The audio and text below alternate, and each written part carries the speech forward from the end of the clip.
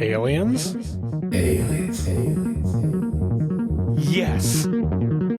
But maybe no.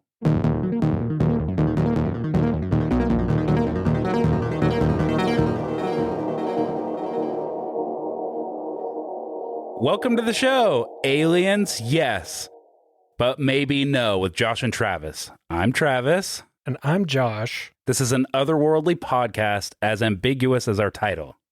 So, this is now our 10th record? Yeah, Travis brought over some sparkling, bubbly wines to celebrate. That was the champagne bottle popping. At 11 a.m. to drink. Yeah, what a time to be alive. And we have all the reasons in the world to drink. We do. Yep, we're just now looking for smaller reasons to do it also. Well, I would say this is a big reason, this episode, because it messed with my head. Okay. If you guys listened last week, which we talked about... The Phoenix Lights, yes, right? We talked about the Phoenix Lights. My boy Kurt Russell. We did a test. It was our baseline quiz. It was frustrating for both of us because it just blew our minds. It's well, that it's a theory is insane. It is insane. So hollow moon theory is what we're going to talk about today. And I've done a lot of research. Travis has done research. My mind is oozing with chaos. Yeah, oozing. You could have chosen a better word. I know. This topic is very interesting, very compelling. To say the least. It involves a high level of like ancient text and religious text and some really wild speculation, which we'll get into. Yeah, I mean, we're going to get into it for sure. For sure. So yeah, most of us know this thing that's up there in the night sky called the moon. Looking down on us. Yep, winking. Yeah. So the moon is simply Earth's constant companion in the night sky. But to some, the moon holds secrets. Secrets. Someone's feeling our new intro. Yeah. Secrets that defy mainstream science and hint at much stranger origin. The hollow moon theory proposes that the moon is not a solid rock, but either a hollow structure or perhaps an enormous artificial spacecraft. Prominence of this theory point to a range of unusual lunar anomalies as evidence. For instance, scientists have long noted the moon's relatively low density compared to Earth's. Doesn't quite add up. If the moon is a solid rock, why does it appear lighter than expected? Some argue that it might be hollow with only a thin crust and outer layer. Then there's the question of the moon's surface composition.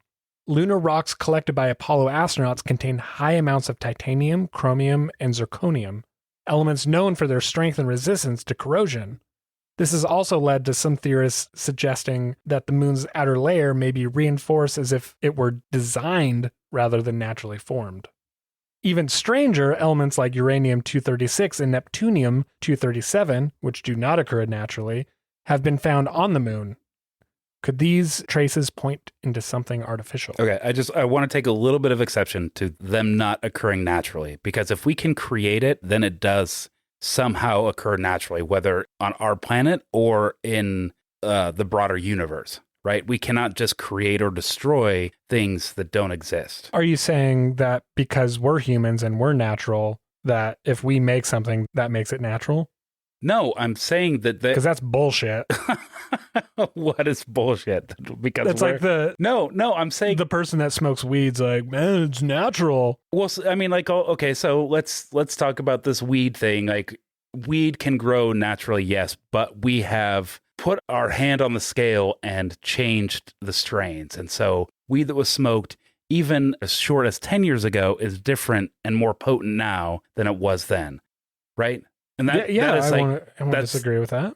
Yes, we can create things here, but we can't just create things out of whole cloth. Like there is a reason that we can put things together. That is a natural thing that happens. If we couldn't create it, then I should have prefaced this by saying I'm an idiot, legally a legal moron. An illegal moron? I'm running loose, man. Okay. Somebody catch me. Stop me from doing this. I'm trying. But if we couldn't create it, then it would be impossible to create, right? Is that, I don't know if I'm communicating my thought very clearly. We can create things here, and these elements, neptunium and and whatever, they can be created, but we can create those because they can occur naturally. I don't know the answer. It seems as though it's pretty heavy duty science to create these things, when we like say splitting isotopes. And when we say occurring naturally, what they're saying is like, we haven't found evidence of it here on Earth, but that does not mean that it doesn't exist elsewhere, right? And obviously it does. It's on the moon. And the moon is not just our closest companion, but you could also look at it as like a small protector. It is taking a lot of hits from asteroids. And so we get a lot of like dust and metals from asteroids that are coming from the cosmos landing on the moon that maybe wouldn't have hit Earth because they hit the moon. If it is on the moon, but it doesn't occur it came naturally. From somewhere else? Yes, it obviously came from somewhere else. Alien, maybe? Yeah, possibly. Yes, absolutely. Alien, maybe, or just like the Earth is so big and we know so little about it. Like, to just that would, if you say maybe alien, then that would line up with the hollow moon theory. No, just because I agree to one aspect of alien culture does not mean that the moon is hollow and that it's an alien ship. Like, I mean, the moon is not creating uranium-236 and neptunium-237. It doesn't have to. It is so it came from somewhere else. Yeah, like asteroids or comets or whatever, like space dust landing on the moon. I'm sure that there could be evidence of that here on Earth. We just haven't found it yet. Let's dumb it down a little bit. Before the sandwich was invented, it was just like loose meat and maybe some bread, right? Somebody decided to put a sandwich together. Neptunium, I feel like, is that same way. These elements exist. We were able to take these elements to create something but bread doesn't, bigger. Bread doesn't come naturally. It's created. It is. Yes, but it's created from wheat and flour and all these other things. Like that's exactly what I'm saying. So do you think that we were able to make bread because these other elements exist and we can put those together? Same with these other. But there's no possibility anywhere in the world. It's on the moon. There's bread on the moon? No, there's neptunium. Yeah. It's on the moon. Yeah, it is on the moon. Mm-hmm. And it has to be created. It has to be cooked. It has to be made. Yes.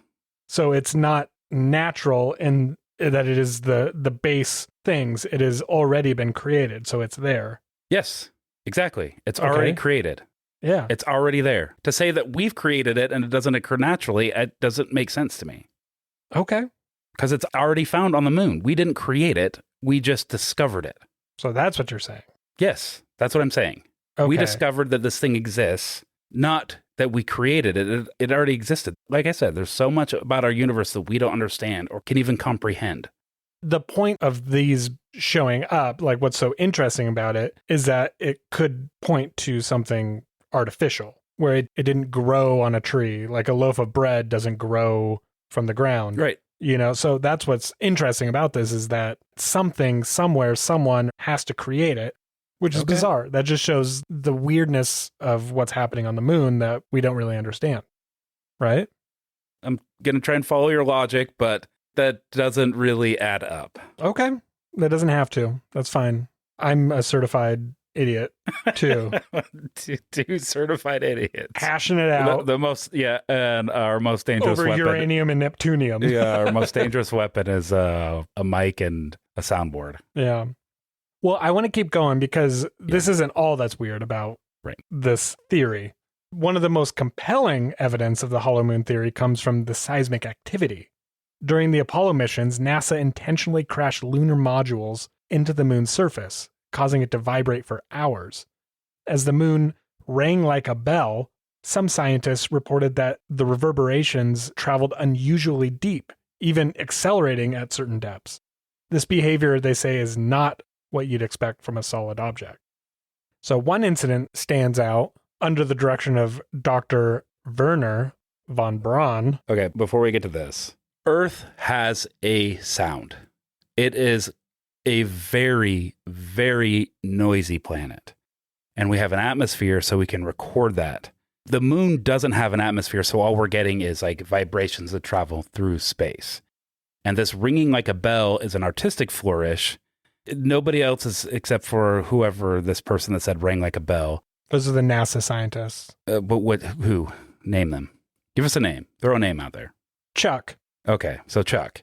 Chuck heard that the moon rang like a bell. That's fine. You got to take into consideration where this landed if something were to hit Earth over a cave or a system of caves, there would be that same sonic reverberation. And the moon does have caves. In our recent history with the moon, we've discovered that there are caves on the moon, and that would elicit like a sonic ring. Correct. Right? Because the moon doesn't have an atmosphere. If you're standing on the moon, you wouldn't hear it because there's no sound in space. It's a vacuum. They measured the ringing by the reverberations. Mm-hmm. So they weren't listening with headphones. But did they do the same thing? Did they have the same sonic test here on Earth? Yeah. Was there a control?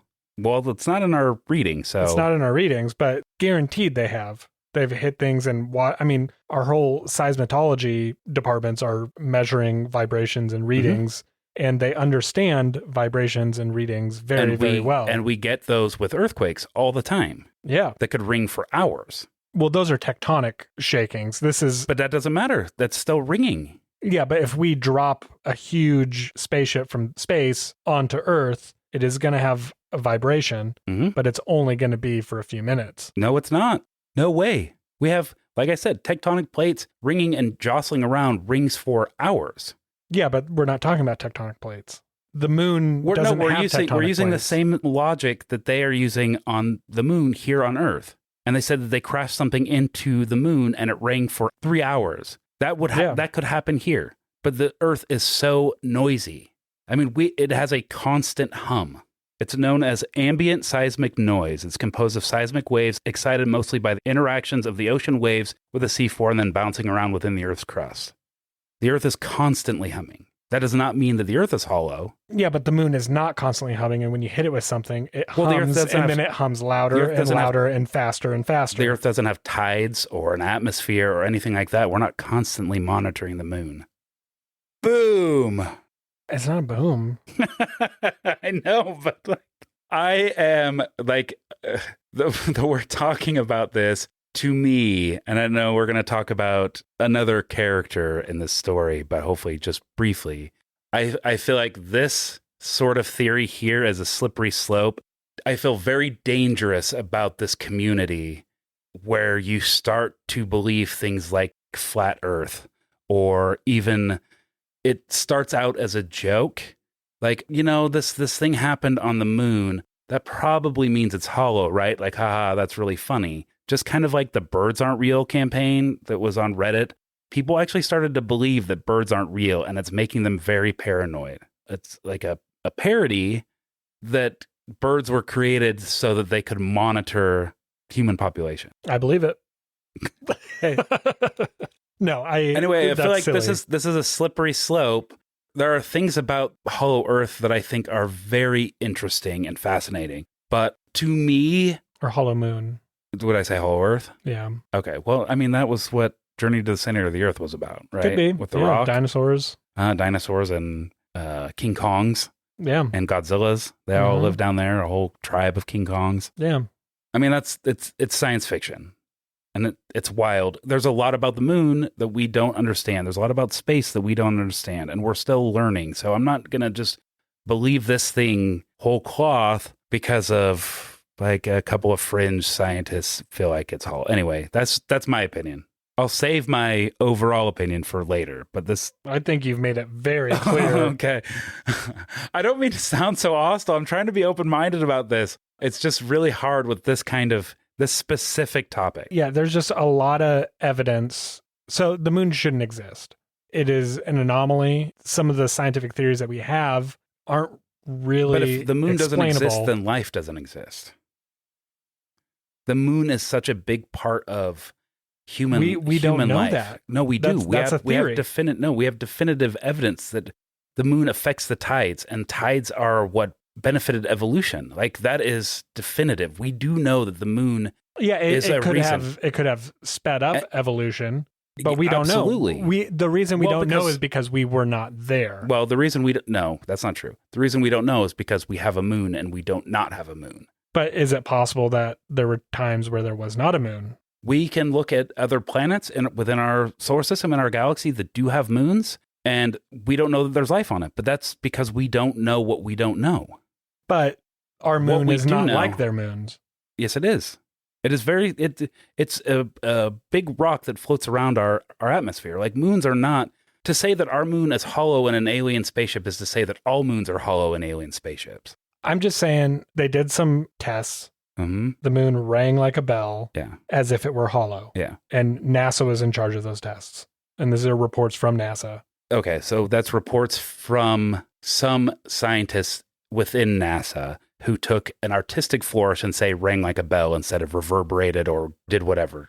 That's purple language, as they call it. One more thing about the ringing. Solid objects absolutely can ring. Have you ever had a metal pipe or a ball and you hit it and it vibrates and will make a sound? But it's usually something like a bowl or a pipe that is hollow on the inside. If you take rebar that's solid, you can hit that and it will 100% vibrate. Yeah, it will continue to vibrate. That is just that's physics. That's transferring energy from one thing to another. But the big thing that they were measuring was the vibration waves. Mm-hmm. What they look like, they would speed up the deeper it went, which means that it is hollow. Because if something has density, the vibrations slow down. This did not slow down, it sped up, which is backwards. Okay. It had density. So one incident stands out under the direction of Dr. Werner von Braun. This is the only time we're ever going to mention him. This guy is, I don't want to spend a whole lot of time on this, but he was a Nazi that we brought over through Operation Paperclip. Clippy. Yeah, which is Clippy. He was brought because he had started a rocket program under the Nazi regime. You do not get to his level without having some very... naughty? Some very Nazi... Oh, no, I said thoughts. naughty. Yep, okay. But you said Nazi? Nazi. You don't get to his position without following along with the philosophy of Nazism. Yeah, he was up at the top. He was at the top. He was one of their top scientists, and we brought him over. He said, "Yes, I will come over, but you have to pardon all of my war crimes. Everything that I did for the Nazi regime, you have to pardon." And we did it. And we did it. And he became the head of NASA at the time. And he became the head of NASA. The rocket program we have is due to him, but I don't like him. I don't like him. That's an understatement. He had a very adept mathematical mind, but his social philosophies are trash. And I just want to be on record by saying that I do not agree with Nazism, and I think it's bad. Note taken. Not bad. Don't do it. Don't do Nazis. If I had the opportunity to kill millions of people, I wouldn't. I wouldn't either. I think that's a very healthy stance. Yeah. So I think we're safe. Yeah. So with him being the head of NASA, a large portion of the Apollo 13 rocket was intentionally crashed into the moon. This time, the moon rang for over 3 hours as if resonating through a hollow structure. Mm. And then there's the phenomenon of the solar eclipse. The moon is positioned at such a perfect distance from Earth that it precisely covers the sun during a total eclipse. Right. Well, which we learned in the documentary is not true. It doesn't precisely. There's a lot of bleed over from the sun. And the moon, because of the lack of atmosphere up there, it's actually shrinking a little bit. Yeah, and it's getting further away. Yeah. So I would imagine at some point it was perfect. Sure. During its existence. Yep. Sure. So statistically, this is a rare cosmic coincidence. To theorists, it's evidence of intentional design, almost as if the moon were placed there to act as a perfect shield and perhaps to stabilize life on Earth. Like I was talking about earlier, and this is where it gets interesting to me. Not as a alien craft, but if there were aliens that had a hand in, which is covered in a lot of sci-fi, even Stargate. They talk about, aliens coming to Earth and I love Stargate. Yeah, helping move human civilization along, which I think is a fascinating idea. It's the best possible outcome. Yeah. I like that as a theory that it was placed here. That is the closest I will get to admitting that the Earth is hollow, The moon. God damn it. Take this out in editing. Every time I say hollow Earth, Josh, I want to hear an edit where it's your voice saying moon, where I'm saying hollow after I'm saying hollow. It'll be a little baby's voice saying moon. That'll be really funny. Yeah. So if the moon were hollow or even artificial, who or what created it? And why? While mainstream science dismisses these ideas as speculation, the hollow moon theory has captured the imagination of those who believe in the possibilities beyond the accepted knowledge. Mm-hmm. So there are some things that back up the hollow moon theory. Right. There's a lot of things. So some of the things, the moon's surface rocks are older than the rocks beneath them. This is wild. It's backwards. It doesn't make sense. The only way that could happen that we've seen on Earth is as if you mine and bring up the old rocks with a drill or an explosion, and then those things come out and lay on top of the newer Earth. And it's consistent. It's not just here and there. It's not like an asteroid hit the moon and then all of a sudden there's little areas and pockets outside of the asteroid craters that have that happening. It's consistent around the entire moon. There's also the moon's density. It's lower than expected, especially considering the density of its surface rocks. The rocks are super dense, very magnetic, which also the moon is not magnetic, and they're very old. But the density of the moon, which I don't know how they can figure out the density of a moon, first of all, that is beyond my intelligence. Like a giant, well, no. A giant scale? Like is that what you're going to say? No, a giant scale? Yeah, they just put on a scale. You can do that through like infrared readings. It's the same thing that we use here on Earth. We can tell how dense something is by bouncing infrared rays off of it. Okay. I'm wondering if they could, because we do stuff where we do ground penetrating radar, if they can do that up there. But if these rocks are super magnetic, then that ground penetrating radar would not work because the magnets would get in the way. So there's also that abundance of titanium, chromium, and zirconium on the moon, metals known for their strength and corrosion resistance, suggesting that it is artificially reinforced, which is the materials that we would use if we were going to make something reinforced and last forever. These are very rare rocks. We're not finding evidence of every moon rock. Well, it just says abundance of these moon rocks and metals are there. Yeah. But we would probably find an abundance of those rocks here on Earth. No, it's a rare thing on Earth. Well, that we know of. Like I said, the water is like 80%. We're not going through the ocean and picking up every weird ass rock that we see in the ocean. We're barely even touching the ocean. Have you ever been to the ocean? Yeah, it's big. Do you pick up a rock?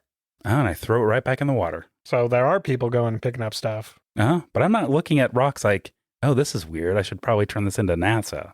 Well, you're missing out. That's what me and my family do. Do you really? That's cool. No, that would be kind of fun though. Found this weird rock. Just send it in the mail. Put it in an envelope with a stamp on it. What you think? Yeah.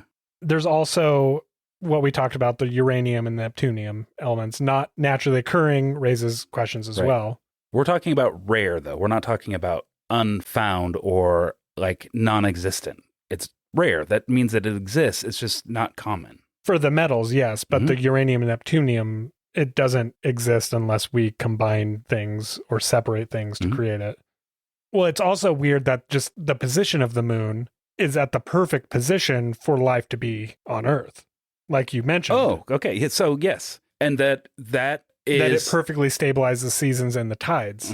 Correct. So if there was not a moon, Earth would still exist. There would still be life. And we have... It would just be erratic conditions. We don't know what that would look like. There are, like I said, millions, billions of other planets out there that have moons. We don't know if it has life. Yes, what happened here is very specific to Earth. That's not to say that it's not happening anywhere else. It's just happening here. And it seems to be, as far as we can tell, very rare. Yes. And the moon is a big part of that. So if it was designed, that means that there's some other being out there that created this, or we use the research that we have available and say that it was an absolute coincidence, or it just happened. Things came together in just the right way. It's that Goldilocks formula. Like things here on Earth were perfect. They were all just right. Impossibly right.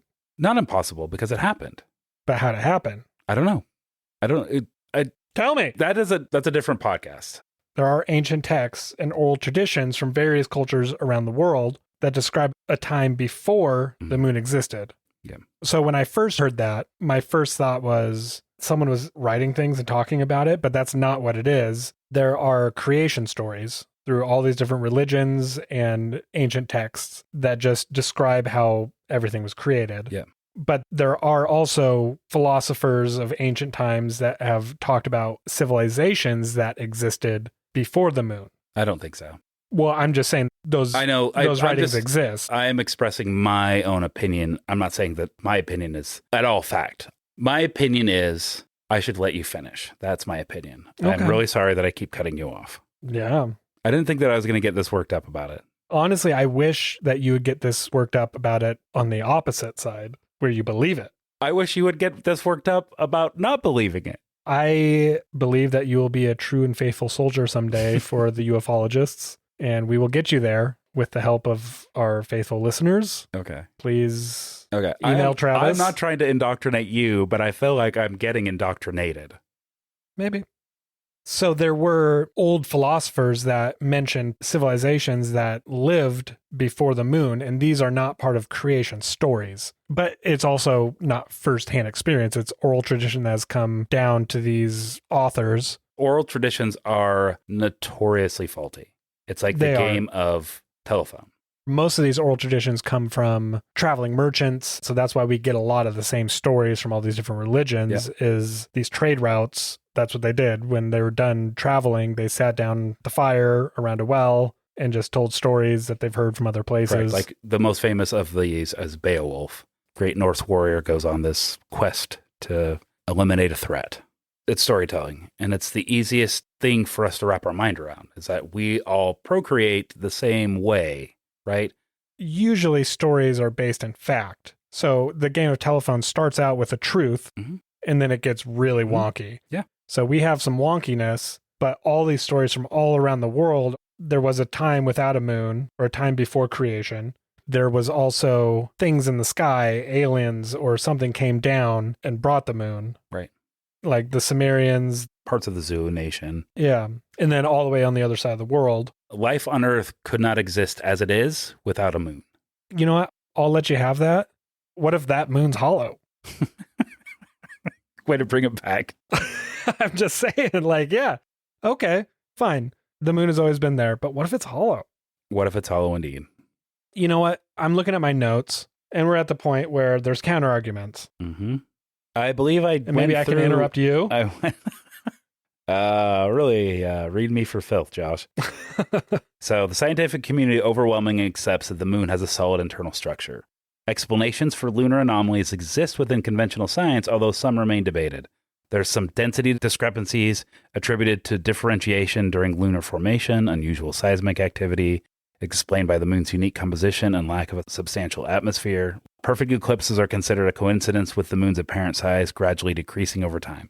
I'm not a scientist, so a lot of this stuff just sounds like, okay, blah, blah, blah, blah, blah, blah, blah. I'm just using my own dumb, like I said, legal moron understanding of what I know of the moon. And that's, I guess, maybe opinion, but it's opinion based in my own research. There's a lot of questions about the moon. And the only theory that has all of those questions answered is the hollow moon theory. All these other scientific theories, which I want to remind you, they are all theories. There's little things that just don't add up. But the one that has the most things that add up is the hollow moon theory. In your expert opinion.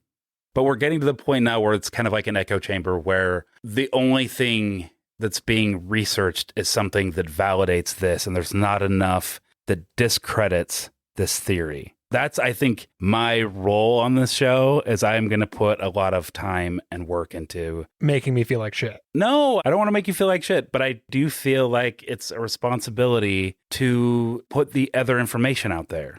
Honestly, off podcast, I think it is a great conversation. Oh, yeah. And what makes us unique is that we are who we are. Yep, 100%. I'm also curious on your thoughts on this. So when was the last time we were at the moon? You said 2013, or was that? That was an unmanned. So 72. 76. That is bizarre, because we have the technology. It absolutely is. Obviously, we have the technology. We had it in the freaking 70s. Why haven't we gone back? That's weird. We are humans on a planet. We should be really investigating some of these things. Yeah. We're finding buildings and structures from way older than we ever thought we would. We're finding really weird things outside of our planet. Why aren't we investigating them? And I think, this is my thought, is that it will go against our basic science and discredit a lot of the top people in the scientific field. And these people that are in charge of the science community will not have that, because it'll make everything that they have said and researched wrong. I got on a little tangent. I'm sorry. I hate the process and the due diligence that they have to go through to get their research done. And a lot of the things that they have to do is sacrifice some of their honor to get done what they need to be done. And then they don't get the full results, or they get stopped because they don't get funding anymore because it's not interesting. And that's where I land on this, is that nobody really has been back to the moon since 72. And I feel like it was part of that space race where somebody just wanted to be first, and that was it. Like, we aren't putting forth those efforts to go and explore the oceans, but we were the first to get to the moon. And so we're like, okay, we did that. Now we're done. There was really nothing up there. So let's just move on. Well, and that was the recorded reason of why the last handful of Apollo missions were canceled, was because they lost funding. Mm-hmm. And they also mentioned there's a lack of interest. Yeah. I mean, there's lots of people that have the interest. They just don't have the money. Or the voice. There's tons of people with interest. So I think the people with the money lost the interest, or they're hiding something, because we saw footage, very short footage, in a video that we watched together. The press conference. The press conference when the astronauts came back. We saw a clip that was placed in an edited video of a press conference that happened 40 years ago, 50 years ago, whenever. How long? I don't know. Math is... No one can figure that kind of math out. Okay, so 50 years ago or whatever, we saw a clip that somebody had put in to validate their point. And I think that that's a fair part of that video essay that we watched, but I don't necessarily think that that is true of their feeling, nor does it back up the claim that they were scared or it wasn't a scientific marvel to go to the moon. There are a lot of different factors that are at play at that. That could have been a long day. That could have been the 10th interview of 100, and they're just running out of steam. It could have been any number of things. So to read into it like... Well, and their bodies are readjusting to Earth. Sure. Because when you're in space, you have to be very careful. I mean, your blood pools. You have to exercise a lot because your blood will not distribute correctly. Yep. Your food doesn't digest. Yep. We've evolved to live on Earth. And so when we get up to a zero gravity environment, our body does not know how to function. You know what's interesting? Up until yesterday, I thought that we had the technology, because of media, I thought we had the technology to turn on and off gravity. Even though I know we have no control of gravity, I've watched enough sci-fi movies where they are up in space and they turn gravity on so that they can walk normal in space. Yeah. For some reason, I knew that doesn't exist, but I also thought it did. Have you seen the movie Thank You for Smoking? Yes. There's a line in that I use a lot. So they are pitching this new cigarette, right? They're trying to get advertising out about it. And they're like, yeah, we're going to have this banging sex scene between these two leads. They're going to be on a space station. And then afterwards, they're going to smoke a cigarette because the sex was so hot.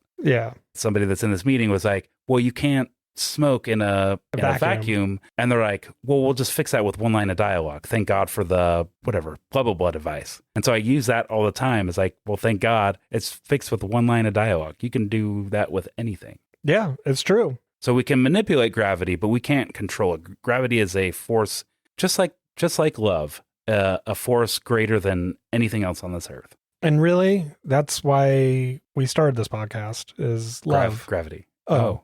What? Gravity? We should have rehearsed that. Yeah. I meant love. I meant gravity. Uh-oh. So I just want to conclude. We got on tangents. We got on things. Obviously, you believe in the hollow moon. So let's just conclude this. What a reversal. Oh, hollow earth. I'm sorry. Yeah. So the hollow moon theory, there isn't a lot of mainstream scientists that support this idea. Mm-hmm. There are genuine lunar anomalies that appeal to alternative explanations, but that's just what it is. Alternatives. It's theories. Everything is a theory. The moon, for me, is weird. Until we started doing research on this episode, I've never thought about the moon. The only conspiracy thing I've heard is the moon landing being fake. I think about the moon all the time. It is, you might say, my Roman Empire. Okay. What? There's this theory that men think about the Roman Empire at least once to 8 times a day. What? Every day. Yep. This is a theory. This is mostly a joke to me. It's like taken through questions. And when men were asked, they did like a population sample, asked a group of men, how often do you think about the Roman Empire? A huge chunk of them were like, oh, I think about it all the time. So they just all lied. Maybe they do. So While some of the present evidence can be dismissed as misinterpretations or speculations, the theory highlights an enduring fascination with the moon and the mysteries it may hold. And they are mysteries because everything is a theory. And now everyone on this podcast believes it. I would love to hear where I could have done better at convincing Travis that this is all real. And if you're on Travis's side, you don't think it's real, come at me. Let's get divisive. Let's separate our camps. Let's have a definitive, we'll call them the Travis Wolves and the Josh, Moons? Yeah. Because I just like to howl at you. Yeah. See what I did there? I did. So we'll have links in our notes, some of the videos that we watched and some fan mail. If you guys want to send us some stuff, you can do it right through the app. At this point in the show, we will now do our final thoughts, which is also, ironically, the name of the show. Final thoughts? Aliens, yes, but maybe no. Oh, right. That's the show. No. I was confused. You said the name of the show was Final Thoughts. Final Thoughts with Josh and Travis. Yeah. It's just our dying thoughts. Just the last thing that we hope goes through our brain when we die. Yeah. Sounds sad. So on the scale of aliens, yes, maybe, or no, I'm at like a 90% yes. I know it's wacky. I know it's crazy, but the actual scientific theories through scientists that have not been corrupted by oh my God, crazy don't necessarily line up, and they don't have all the answers that I'm looking for. This has a lot more answers, and I'm going to lean more on the aliens maybe. Okay. So you're 90% though, so that's like I'm a up yes. there. Yeah, I'm not 100%. Yeah. I'm not going to go picket the street saying the moon is hollow. Not that. For me, I am closing the book on this theory in my head as a definitive no, hard no. The moon is not hollow and is not a hollow spaceship. That's my feeling, and I got it right this time. That's right. Moon. You did. I'm proud of you. I'm growing. And with that, we are now going to do our baseline quiz. That's our baseline quiz song, right? So I don't know what this topic is yet. I'm curious.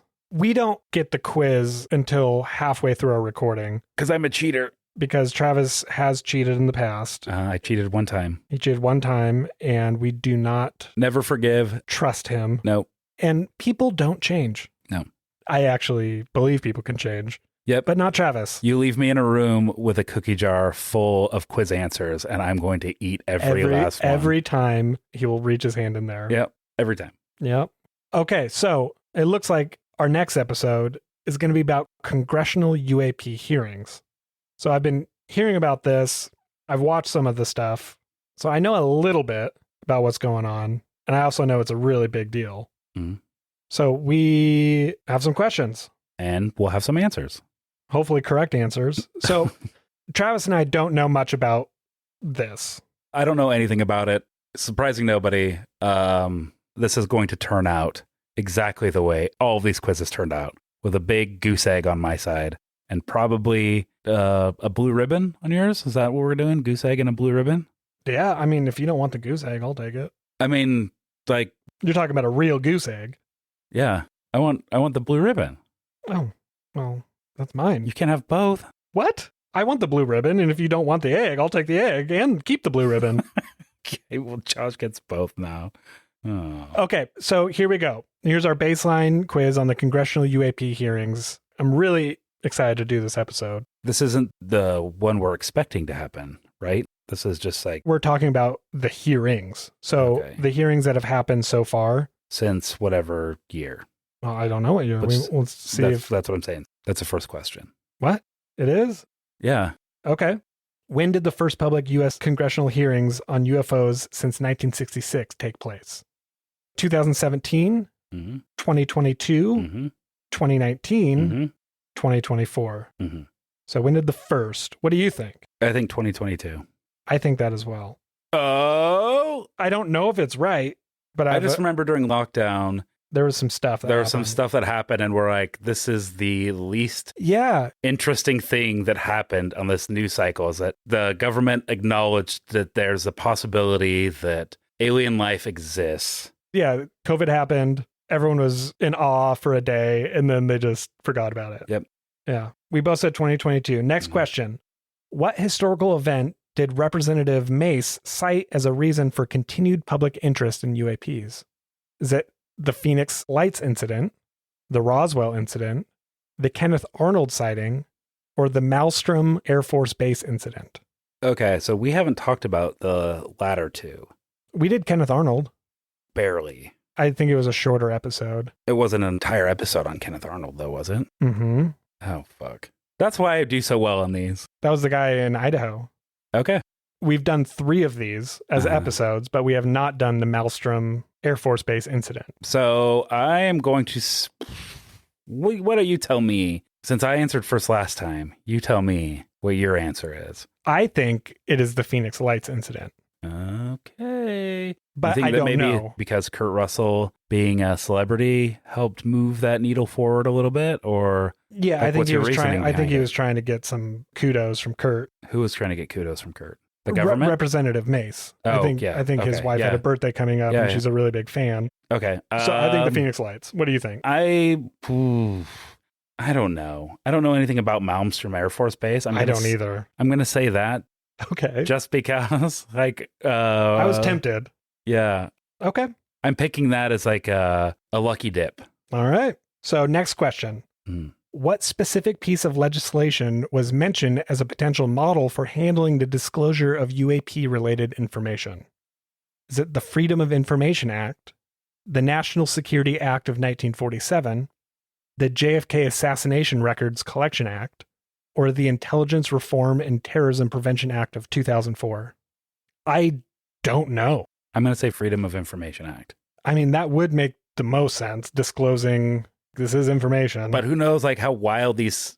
I mean, they could be citing all sorts of acts and, like, trials and court cases, and who knows? But I'm going to say, like, as an umbrella, as a safety, Freedom of Information Act, which is, like, trying to democratize all information. All information is important. Yep. Release it all, and we'll decide what we're going to do with it. Yeah, so that is what I'm going to pick. Mm-hmm. You're going to be wrong, so just get used to that. Okay. Just because I picked it. I know. I've come to terms with that. All right, next question. What term did David Grush prefer to use when describing what was retrieved from crashed UAP? Was it non-human bodies, aliens, pilots, or biologics? I think I know the answer, but you should... Non-human bodies. We talked about this on the Bob Lazar episode. I don't know who had found it. I'm just saying that is my memory, but we all know my memory sucks because I don't remember an entire episode That's that we okay. recorded. That's okay. So non-human bodies is what I'm going to say. Okay, I'm going to say biologics. Oh, that was Yeah. my gut. I don't know what biologics are, so You could be right. Okay, so next question. feeling pretty bad about these. It's okay. Which is normal. What was the name of the unacknowledged special access program entered into the congressional record in 2024's hearing? Was it Immaculate Constellation is a really funny. High five, Jordan. So first one that you chuckled at, Immaculate Constellation. Immaculate Constellation, Mhm. Pristine Array, Faultless Stars, or Impeccable Entity? I know the answer, so you answer first. Okay. Pristine Array is going to be my... What's the name of the unacknowledged? Hold on. Let me read this again. Shit.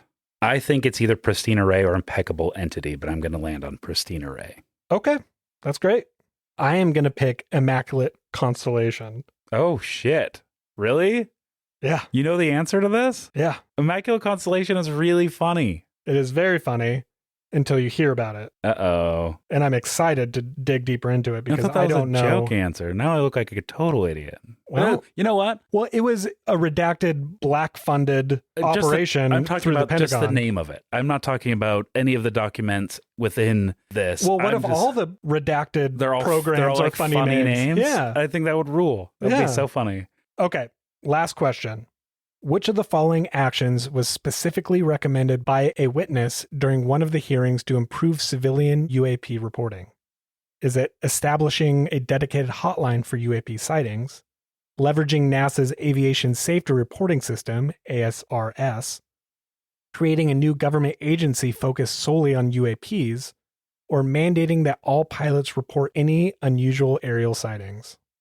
I think it should be all of them, first of all. I agree. Mandating that all pilots report any unusual aerial sightings, though, is like, how do you report on that? That's a subjective thing.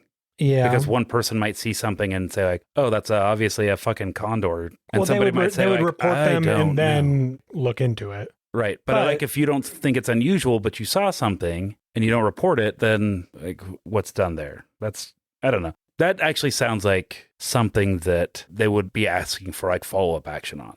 I don't like the hotline thing because I feel like that sounds like that would be a phone thing, which... I mean, it could be like a hotline in a relative term where it's like a specific email address. Or a website. Yeah.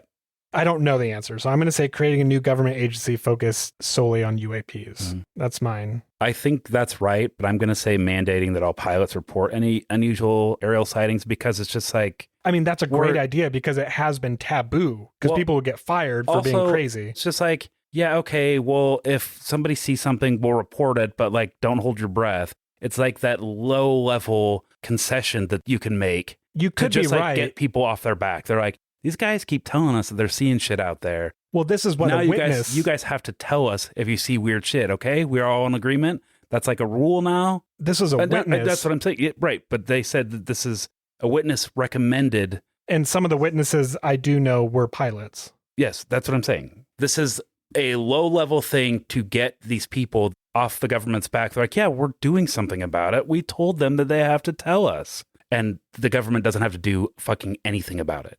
Yeah, because they don't Nothing have has to change. Yeah, nothing does have to change, except there might be some protection for the pilots if they do.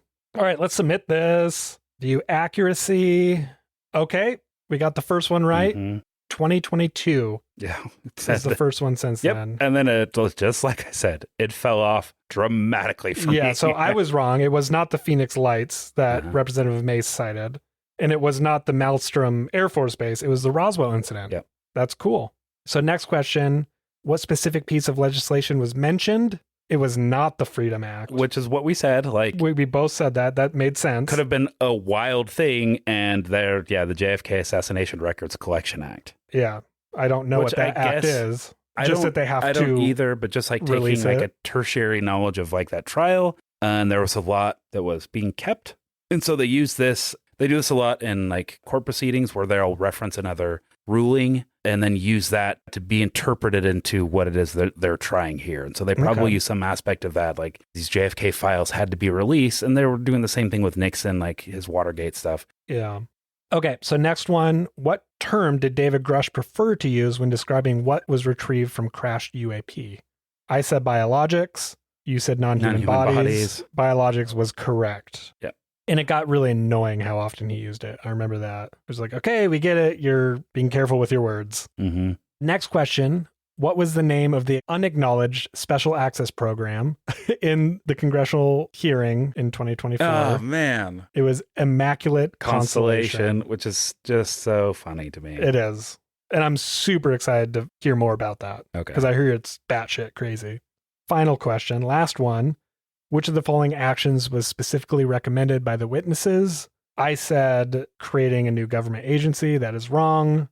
You said... I said mandating that all pilots report any unusual aerial sightings. That's wrong. It was leveraging NASA's aviation safety reporting system. I think that was probably still right, though, what I said. I bet that they did tell their pilots, hey, you got to report all this stuff. But It's not going to change anything else that they do. They're probably already doing it, but now it's just like, it's on record. Now you have to do it. The main point of these hearings is the safety of humans. Yeah. And there's been crazy incidences with pilots where some planes have been clipped by UAPs. I mean, some of these pilots coming in and testifying, they are testifying because they want their fellow pilots to be safe. So it would make sense for them to put something like that into place. Well, thank you for listening. This has been a pleasure. Mm-hmm. I am excited to do this next episode. Full of hot takes. Super hot takes.